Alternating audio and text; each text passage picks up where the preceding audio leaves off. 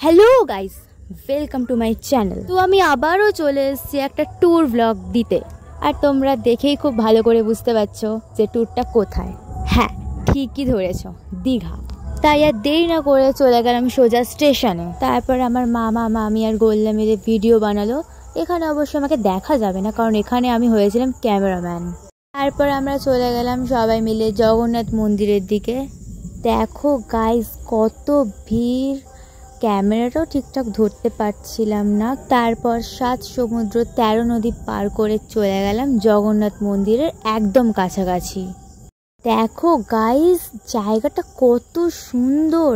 Guys দেখো, আমরা একদম চলে এসেছি জগন্নাথ মন্দিরের একদম কাছাকাছি। দূর থেকে কতই না সুন্দর লাগছে, আর কাছে গেলে একদম মন ভরে যাওয়ার মতো। তারপর আমরা জগন্নাথ মন্দিরের ভেতর ঢুকে গেলাম। দেখো মামি আর গোল্লা, কত সুন্দর ভেতরেরটা। তারপর মন্দিরের বাইরে গেলাম। বাইরের ব্যাকগ্রাউন্ডগুলো এত সুন্দর, চারিদিকটা পুরো মন ভরে যাওয়ার মতো। এখানে অনেক ফটোশ্যুট করা হবে।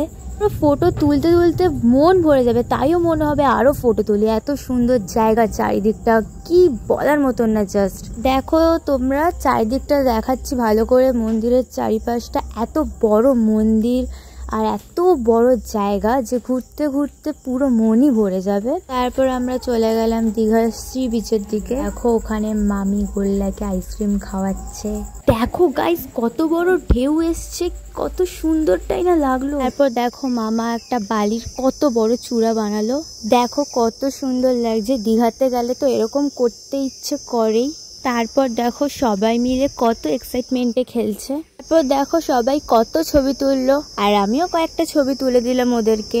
প্রত্যেকটা ছবি দেখতে অসাধারণ হয়েছে, আর এত সুন্দর জায়গা, ছবি তুলতে তো ইচ্ছে করবেই। আর তারপর আমরা চলে গেলাম মোহনার দিকে।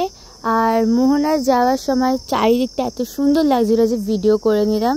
চারিদিকটা কত সুন্দর দেখো একবার গাইজ। তারপর আমরা সবাই নিজেদের মতো রিলস বানালাম। দেখো একবার কত সুন্দর জায়গা, একটা দারুণ ইমেজ, এত সুন্দর যে বলার মতো না। অনেক ফটোশ্যুট হবে এখানে। তার পরের দিন ভোর ভোর এখানে চলে এসেছি ঘুরতে একটা মন্দির দেখার সময়। যেহেতু ভোর ভোর চলে এসেছিলাম আর সেই সময়টা শরৎকাল ছিল, তাই একবার ব্যাকগ্রাউন্ড সাউন্ডটা শোনো তোমরা।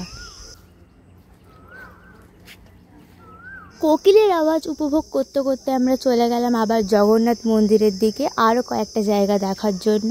তারপর আমরা গাড়িতে উঠে গেলাম। দেখো জায়গাটা কতটা না সুন্দর লাগছে। তো আমরা চলেই এসেছি এখানে। কত সুন্দর লাগছে, গাড়িগুলো এত সুন্দর করে সাজিয়েছে, এতই সুন্দর করে সাজিয়েছে। আর চারিদিকে পুরো একেবারে উৎসবের আমেজ ফুটে উঠেছে, এত সুন্দর চারিদিকটা সাজিয়েছে। আর বাইরের ইমেজের আবার গানগুলো তোমরা শোনো।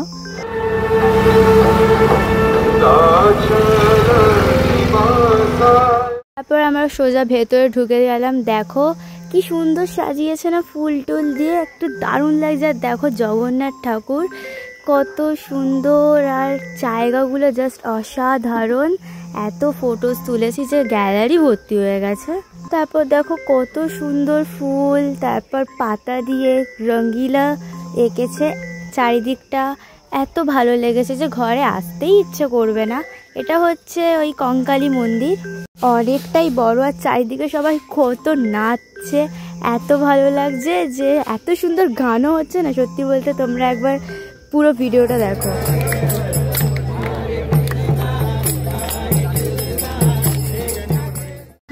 তারপর দেখো এখানে গাড়িতে সবাই মিলে বসে পড়েছে। গাড়িটা অনেক সুন্দর করে সাজানো হয়েছে। আর এদিকে দেখো, এই লোকটাকে দেখে প্রথমে ভয় পেয়ে গিয়েছিলাম, কিন্তু তারপরে বুঝলাম ও আচ্ছা এই ব্যাপার। লেখা আছে, পান থেকে চুন কষলে দিদির নামে গান ধরো, তোমরা সব বিরোধী পার্টি বাংলায় ঢুকে ভোট মারো। সত্যি মজার ছিল ছন্দটা। তো তারপর আমরা দেখো বাইরে মন্দিরটা দেখাচ্ছে একদম জুম করে, কত সুন্দর না। তারপর বাড়ি ফেরার জন্য রেডি হয়ে গেলাম। তারপর ট্রেনে উঠে গেলাম। দেখো সত্যি বলতে অনেক মজা হয়েছে দীঘাতে এত ঘোরাঘুরি করার পরে। এরপর আরো ট্যুর ব্লগ আসবে, দেখতে হলে সাবস্ক্রাইব করে দিও গাইস। Tata, bye bye.